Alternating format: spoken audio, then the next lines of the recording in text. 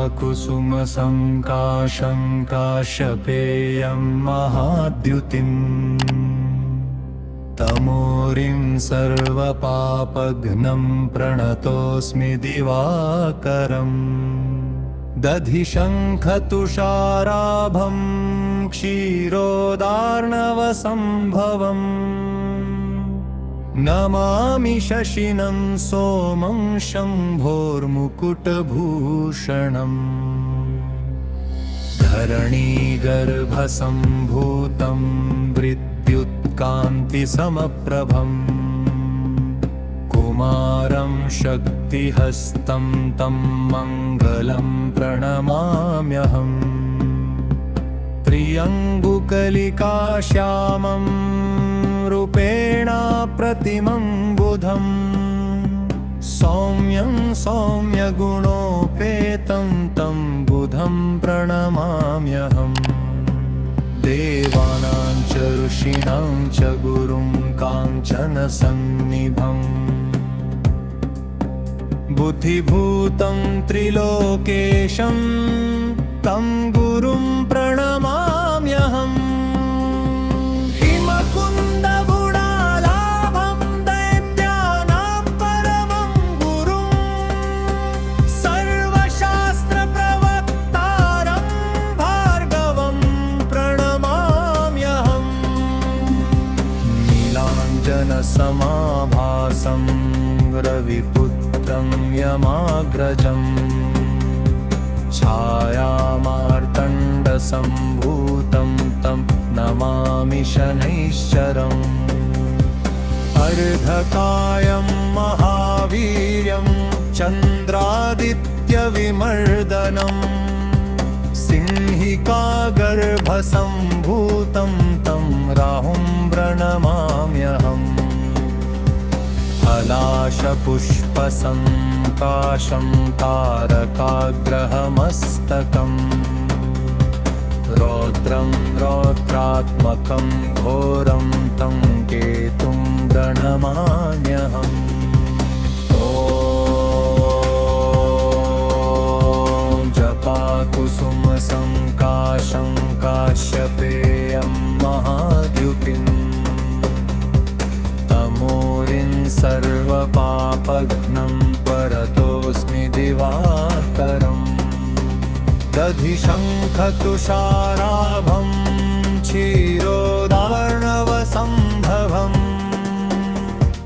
नमामि शशिनं सोमं शम्भोर्मुकुटभूषणम् धरणीगर्भसम्भूतं विद्युत्कान्तिसमप्रभम् कुमारं शक्तिहस्तं गल्लं भगं प्रणमाम्यहम् त्र्यम्बकलिकाश्यामं रूपेण प्रतिमं बुधं सौम्यं सौम्यगुणोपेतं तं बुधं प्रणमाम्यहम् देवानां च ऋषीणां च गुरुं काञ्चनसन्निभम् बुद्धिभूतं त्रिलोकेशं तं गुरुं प्रणमाम्यहम् हिमकुन्दगुणालाभं दैत्यानां परमं गुरुं सर्वशास्त्रप्रवक्तारं भार्गवं प्रणमाम्यहम् नीलाञ्जनसमाभासं रविपुत्रं यमाग्रजम् छायामार्तण्डसम्भूतं तं नमामि शनैश्चरम् अर्धकायं महावीर्यं चन्द्रादित्यविमर्दनम् सिंहिकागर्भसम्भूतं तं राहुं प्रणमाम्यहम् हलाशपुष्पसङ्काशं तारकाग्रहमस्तकम् रौद्रं रौद्रात्मकं घोरं तं केतुं प्रणमाम्यहम्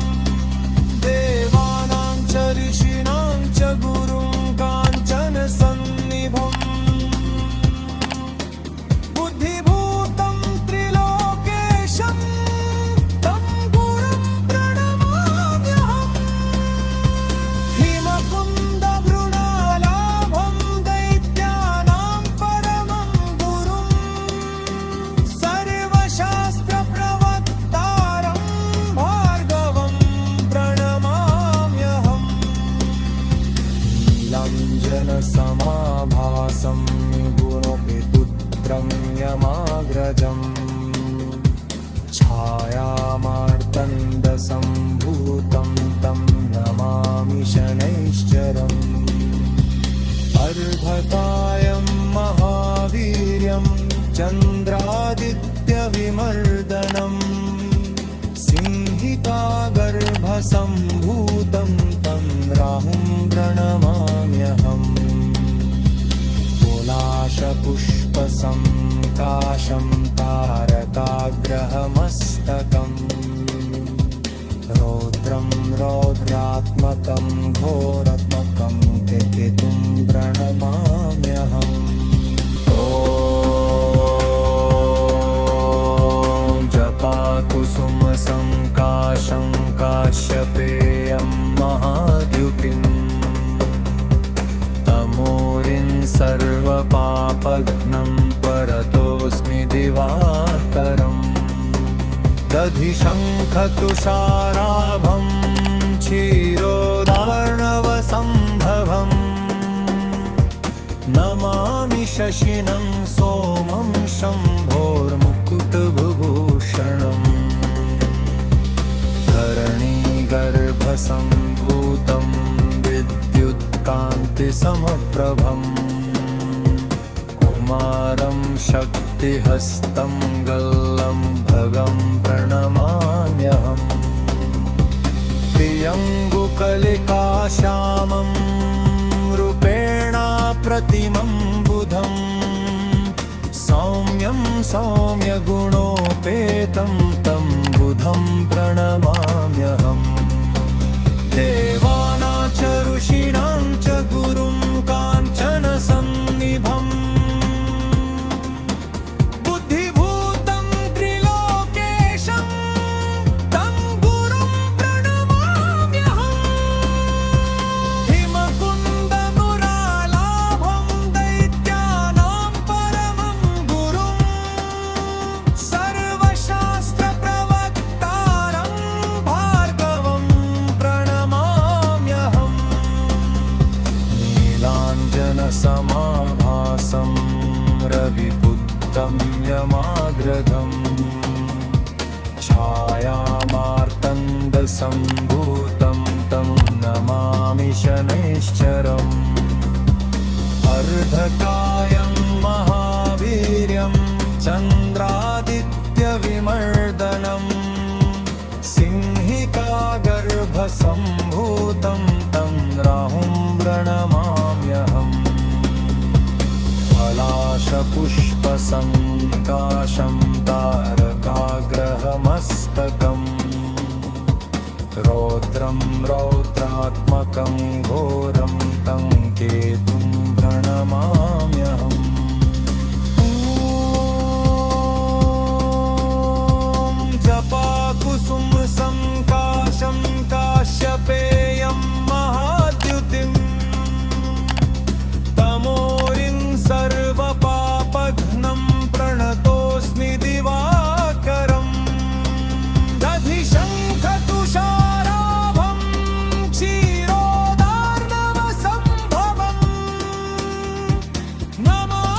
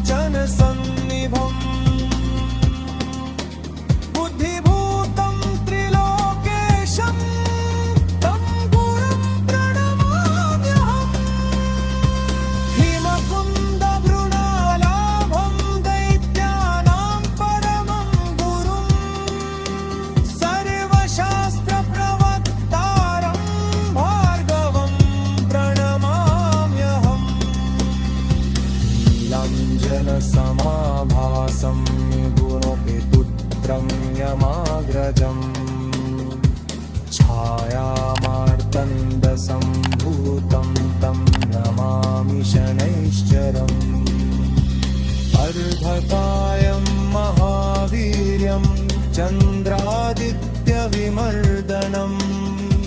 सिंहिकागर्भसम्भूतं तं राहुं प्रणमाम्यहम् कुलाशपुष्पसङ्काशं तारकाग्रहमस्तकम् रौद्रं रौद्रात्मकं घोरात्मकं केतुं प्रणमाम्यहम् ॐ जपाकुसुमसङ्काशं काश्यपेयं महाद्युतिम् तमोरिं सर्वपापघ्नं परतोऽस्मि दिवाकरम् दधिशङ्खतुषाराभं क्षीरोदार्णवसम्भवम् नमामि शशिनं सोमं शम्भोर्मुकुटभूषणम् धरणीगर्भसम्भूतं विद्युत्कान्तिसमप्रभम् कुमारं शक्तिहस्तं गल्लं भगं प्रणमाम्यहम् प्रियङ्गुकलिकाश्यामं रूपेण प्रतिमं बुधम् सौम्यं सौम्यगुणोपेतं तं बुधं प्रणमाम्यहम् देवानां च ऋषीणां च गुरुं काञ्चनसन्निभम् बुद्धिभूतं त्रिलोकेशं तं गुरुं प्रणमाम्यहम् हिमकुन्दमुरालाभं दैत्यानां परमं गुरुं सर्वशास्त्रप्रवक्तारं भार्गवं प्रणमाम्यहम् नीलाञ्जनसमाभासं रविपुत्रं यमाग्रजम् छायामार्तण्डसम्भूतं तं नमामि शनैश्चरम् अर्धकायं महावीर्यं चन्द्रादित्यविमर्दनम् सिंहिकागर्भसम्भूतं तं राहुं प्रणमाम्यहम् पलाशपुष्पसङ्काशं तारकाग्रहमस्तकम् रौद्रं रौद्रात्मकं घोरं तं केतुं प्रणमाम्यहम् ॐ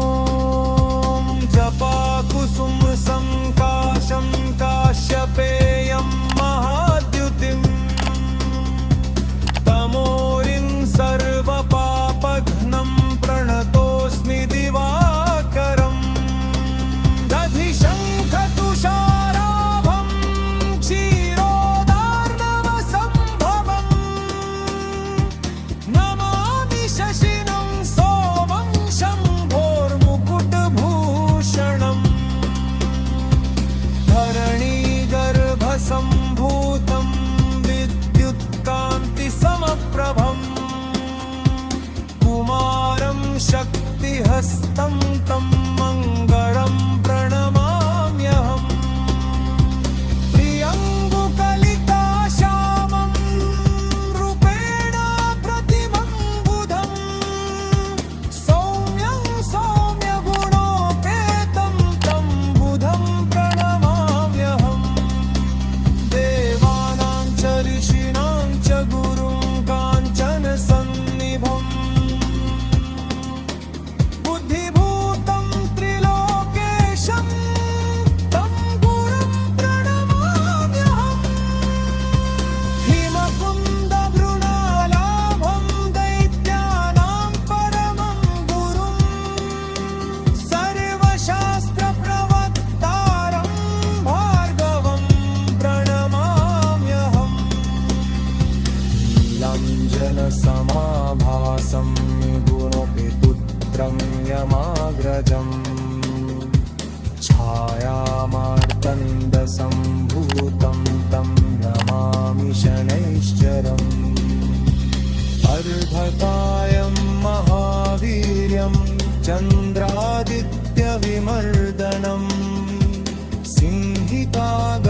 शिखागर्भसम्भूतं तं राहुं प्रणमाम्यहम्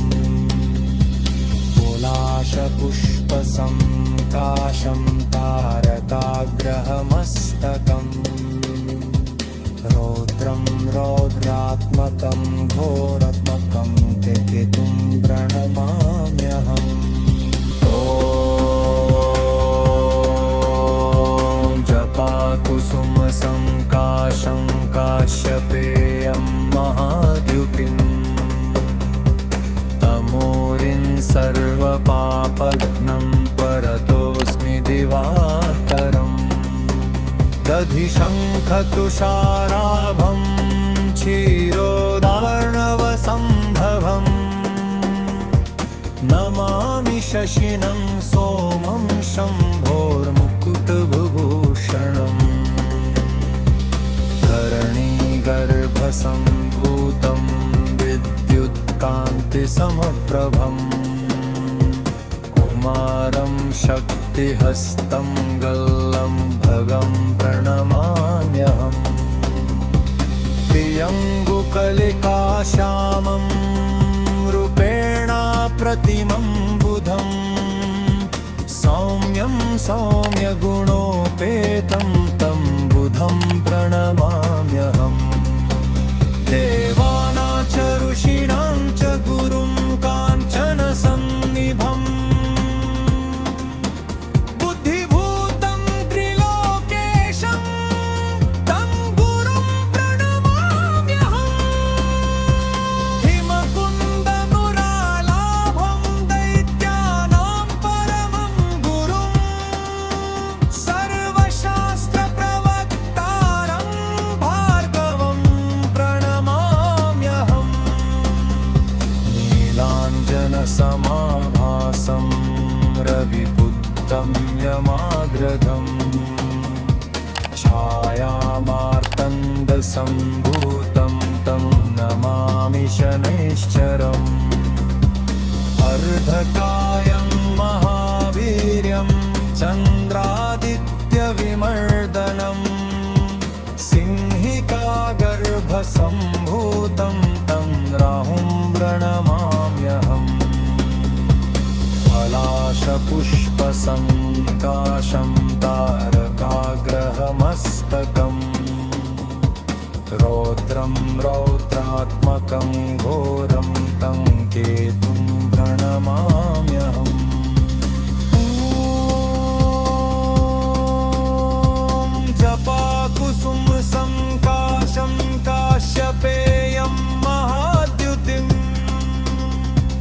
तमोरिं सर्वपापघ्नं प्रणतोऽस्मि दिवाकरम् दधिशङ्खतुषाराभं क्षीरोदार्णवसम्भवम्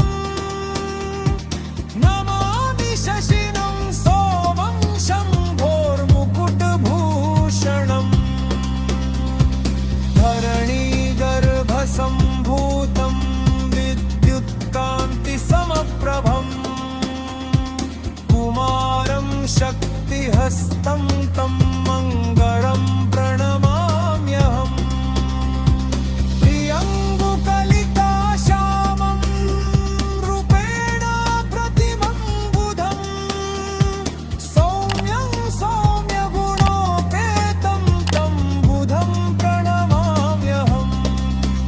देवानां च ऋषीणां च गुरुं काञ्चनसन्निभम् बुद्धिभूतं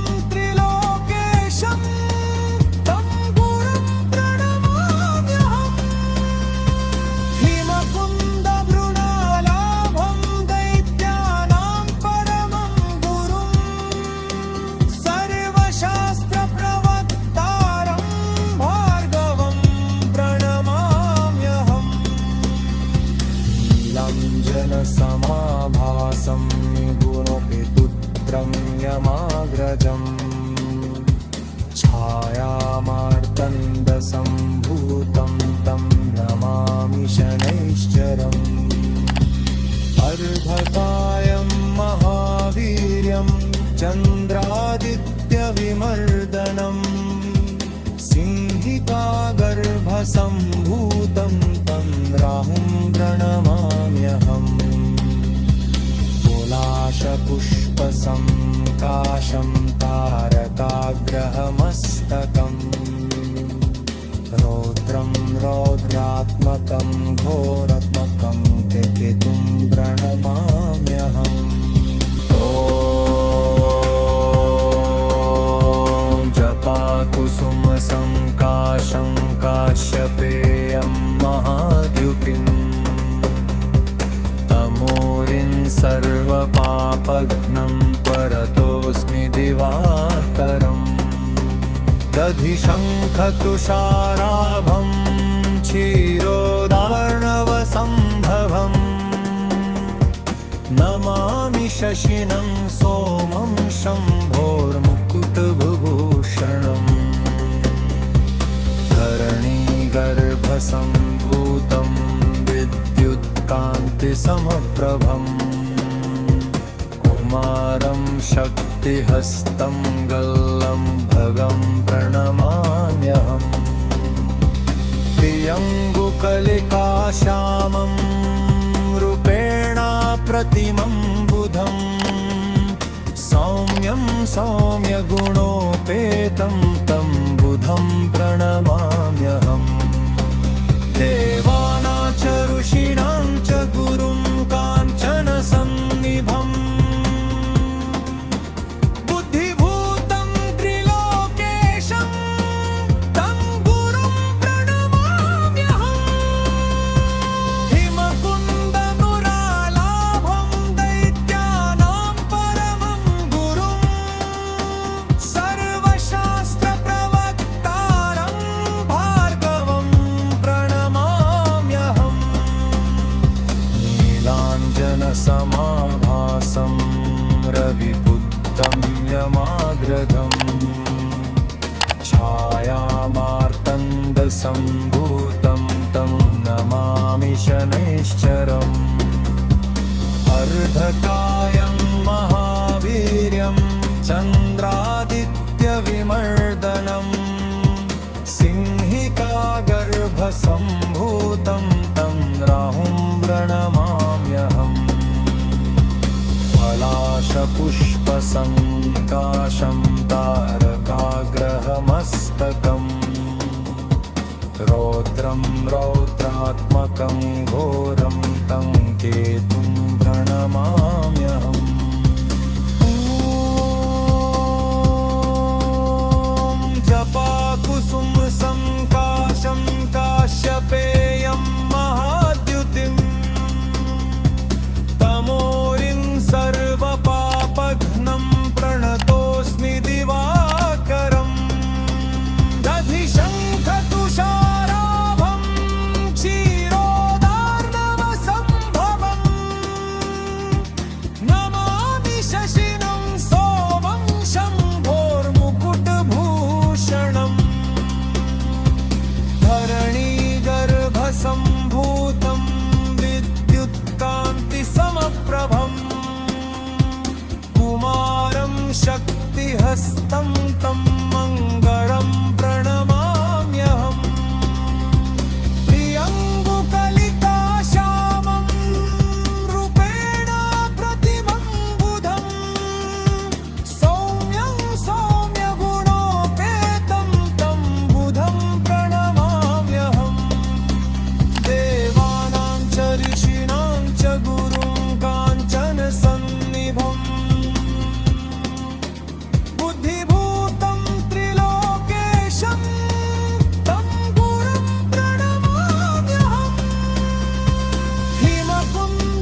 हिमकुन्दभृणालाभं दैत्यानां परमं गुरुं सर्वशास्त्रप्रवक्तारं भार्गवं प्रणमाम्यहम् नीलाञ्जनसमाभासं गुणोपेतुत्रं यमाग्रजम् छायामार्तण्डसम्भूतं तं नमामि शनैश्चरम् अर्धकायं महावीर्यं चन्द्रादित्यविमर्दनम् सर्वपापसम्भूतं तं राहुं प्रणमाम्यहम् कुलाशपुष्पसङ्काशं तारकाग्रहमस्तकम्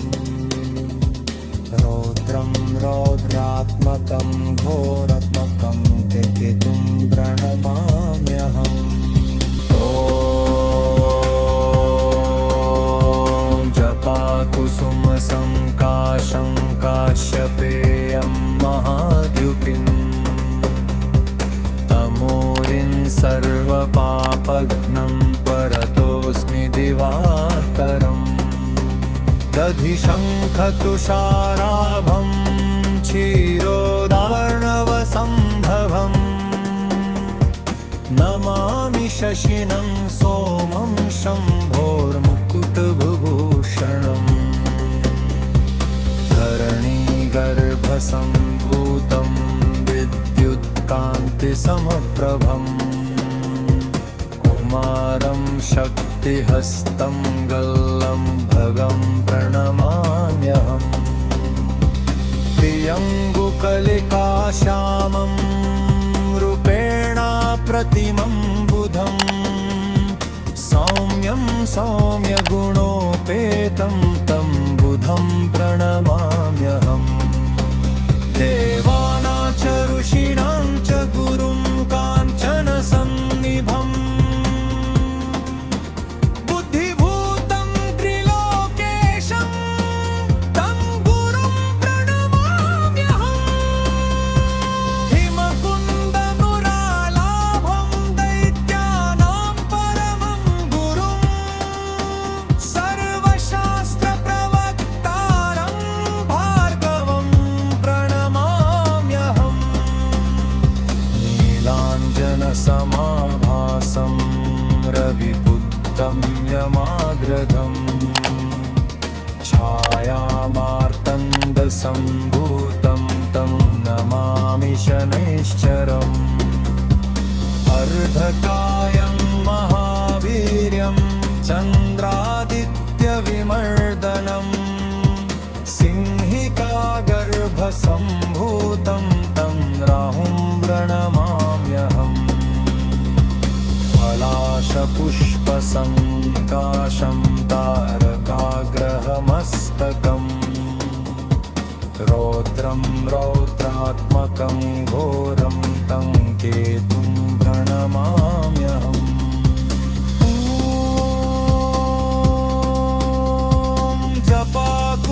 जपाकुसुमसङ्काशं काश्यपेयं महाद्युतिम् तमोरिं सर्वपापघ्नं प्रणतोऽस्मि दिवाकरम् दधिशङ्खतुषाराभं क्षीरोदार्णवसम्भवम् नमामि शशिनं सोमं शम्भोर्मुकुटभूषणम् धरणीगर्भसम्भूतं विद्युत्कान्तिसमप्रभम् कुमारं शक्तिहस्तं तं मङ्गलं प्रणमाम्यहम्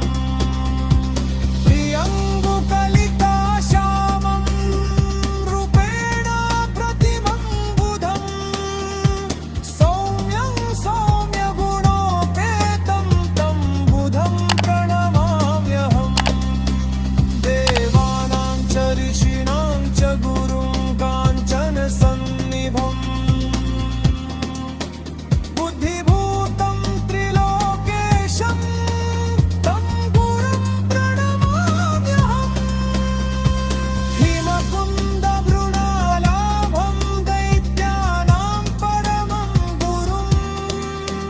सर्वशास्त्रप्रवक्तारं भार्गवं प्रणमाम्यहम् नीलाञ्जनसमाभासं गुणोपिपुत्रं यमाग्रजम् छायामार्तण्डसम्भूतं तं नमामि शनैश्चरम् अर्धकायं महावीर्यं चन्द्रादित्यविमर्दनम् सिंहिका सम्भूतं तं राहुं प्रणमाम्यहम् कुलाशपुष्पसङ्काशं तारकाग्रहमस्तकम्